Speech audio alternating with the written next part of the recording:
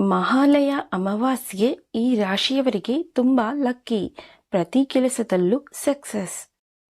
ವೈದಿಕ ಜ್ಯೋತಿಷ್ಯದಲ್ಲಿ ಅಮಾವಾಸ್ಯೆಗೆ ವಿಶೇಷ ಪ್ರಾಮುಖ್ಯತೆ ಇದೆ. ಅದರಲ್ಲೂ ಈ ಮಹಾಲಯ ಅಮಾವಾಸ್ಯೆ ಜೀವನದ ಅಪೂರ್ಣ ಕಾರ್ಯಗಳನ್ನು ಪೂರ್ಣಗೊಳಿಸಲು ಶುಭ ಸಮಯಗಳಲ್ಲಿ ಒಂದಾಗಿದೆ. ಈ ವರ್ಷ ಬುಧವಾರದಂದು ಮಹಾಲಯ ಅಮಾವಾಸ್ಯೆ ಬಂದಿದ್ದು, ಇದರಿಂದ ಈ ರಾಶಿಯವರಿಗೆ ಒಳ್ಳೆಯ ದಿನಗಳು ಬರಲಿವೆ. ಇವರು ಬೇಡ ಅಂದರೂ ಕೂಡ ಹಣ ಹರಿದು ಬರುತ್ತದೆ. ಈ ಕುರಿತು ವಿವರವಾಗಿ ತಿಳಿಯೋಣ. ವೈದಿಕ ಜ್ಯೋತಿಷ್ಯ ಶಾಸ್ತ್ರದ ಪ್ರಕಾರ ಅಕ್ಟೋಬರ್ 2ರಂದು ಮಹಾಲಯ ಅಮಾವಾಸ್ಯೆಯನ್ನು ಆಚರಿಸಲಾಗುತ್ತದೆ. ಅದಾದ ಒಂದು ದಿನಕ್ಕೆ ಅಂದರೆ ಅಕ್ಟೋಬರ್ 3ನೇ ತಾರೀಕಿನಂದು ಶನಿ ಶತಭಿಷ ನಕ್ಷತ್ರಕ್ಕೆ ಕಾಲಿಡಲಿದ್ದಾನೆ. ಇದರ ಜೊತೆಗೆ ಅಕ್ಟೋಬರ್ ತಿಂಗಳಲ್ಲಿ ನೀವು ಸಾಕಷ್ಟು ಗ್ರಹಗಳ ರಾಶಿ ಪರಿವರ್ತನೆಯನ್ನು ಮಾಡುವುದನ್ನು ಕೂಡ ಗಮನಿಸಬಹುದಾಗಿದೆ. ಉದಾಹರಣೆಗೆ ಸೂರ್ಯ, ಶುಕ್ರ ಹಾಗೂ ಬುಧ ಮತ್ತು ಮಂಗಳ ಗ್ರಹಗಳು. ಈ ಎಲ್ಲ ಗ್ರಹ ಗೋಚರಗಳು ಕೂಡ ಈ ಸಂದರ್ಭದಲ್ಲಿ ಈ ರಾಶಿಯವರ ಜೀವನದಲ್ಲಿ ಸಾಕಷ್ಟು ಲಾಭದಾಯಕ ಫಲಿತಾಂಶಗಳನ್ನು ತರುವಂತಹ ಸಾಧ್ಯತೆ ಹೆಚ್ಚಾಗಿದ್ದು, ಬನ್ನಿ ಆ ಅದೃಷ್ಟವಂತರ ಸಂಪೂರ್ಣ ಮಾಹಿತಿಯನ್ನು ಪಡೆದುಕೊಳ್ಳೋಣ. ವೃಷಭ ರಾಶಿ. ಈ ಸಮಯದಲ್ಲಿ ವೃಷಭ ರಾಶಿಯವರಿಗೆ ಸಾಕಷ್ಟು ಲಾಭದಾಯಕವಾಗಿರಲಿದೆ ಹಾಗೂ ಆರ್ಥಿಕ ಲಾಭವನ್ನು ಪಡೆದುಕೊಳ್ಳುವುದಕ್ಕೆ ಕೂಡ ಪೂರಕವಾಗಿರಲಿದೆ. ಈ ಸಂದರ್ಭದಲ್ಲಿ ವೃಷಭ ರಾಶಿಯವರ ಜೀವನದಲ್ಲಿ ಆಕಸ್ಮಿಕ ಧನಲಾಭವಾದರೂ ಕೂಡ ಆಶ್ಚರ್ಯಪಡಬೇಕಾದ ಅಗತ್ಯವಿಲ್ಲ. ವೃಷಭ ರಾಶಿಯ ಜನರು ಉದ್ಯೋಗ ಇಲ್ಲದೆ ಹೊಸ ಉದ್ಯೋಗಕ್ಕಾಗಿ ಹುಡುಕಾಡುತ್ತಿದ್ದರೆ ಅವರಿಗೆ ಈ ಸಂದರ್ಭದಲ್ಲಿ ಅವರ ನೆಚ್ಚಿನ ಕೆಲಸ ಸಿಗಲಿದೆ.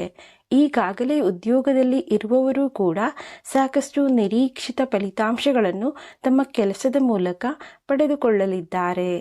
ಸಿಂಹರಾಶಿ. ಅಕ್ಟೋಬರ್ನಲ್ಲಿ ಈ ಗ್ರಹ ಗೋಚರದ ಫಲದಿಂದಾಗಿ ಸಿಂಹರಾಶಿಯವರು ತಮ್ಮ ಜೀವನದಲ್ಲಿ ಸಾಕಷ್ಟು ಲಾಭದಾಯಕ ಫಲಿತಾಂಶಗಳನ್ನು ಕಾಣಲಿದ್ದಾರೆ.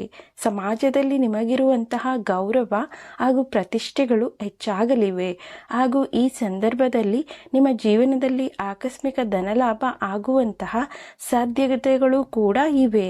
ಎಲ್ಲಕ್ಕಿಂತ ಪ್ರಮುಖ ಎನ್ನುವ ರೀತಿಯಲ್ಲಿ ಸಿಂಹರಾಶಿಯವರಿಗೆ ಈ ಸಂದರ್ಭದಲ್ಲಿ ತಮ್ಮ ಕುಟುಂಬದ ಜೊತೆಗೆ ಸಂತೋಷದ ಕ್ಷಣಗಳನ್ನು ಕಳೆಯಬಹುದಾಗಿದೆ. ಕನ್ಯಾ ರಾಶಿ. ಈ ಸಂದರ್ಭದಲ್ಲಿ ಕನ್ಯಾ ರಾಶಿಯವರ ಜೀವನ ಸಾಕಷ್ಟು ಸಕಾರಾತ್ಮಕವಾಗಿ ಪ್ರತಿಕ್ರಿಯಿಸಲಿದೆ.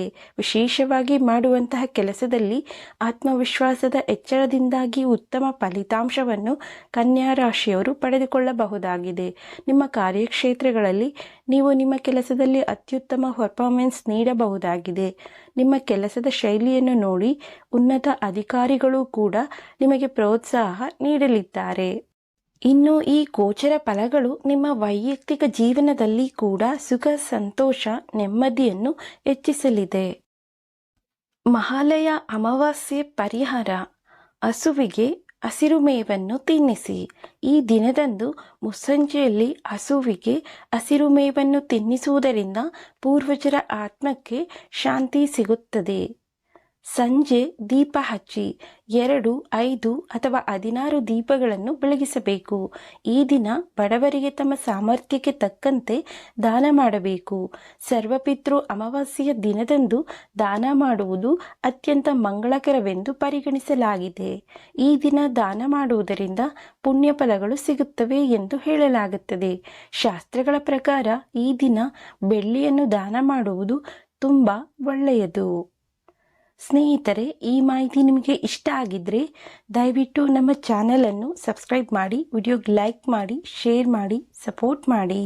ಮತ್ತೊಂದು ವಿಷಯದೊಂದಿಗೆ ಪುನಃ ಭೇಟಿಯಾಗೋಣ. ಧನ್ಯವಾದಗಳು. ನಮಸ್ಕಾರ.